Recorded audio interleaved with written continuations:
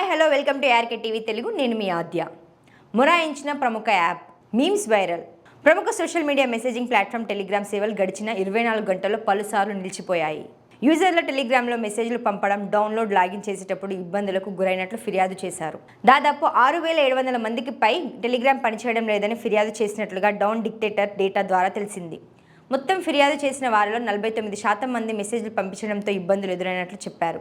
31% మంది యాప్ పనిచేయలేదని, 21% మంది లాగిన్ సమస్యలు ఎదుర్కొన్నారని చెప్పారు.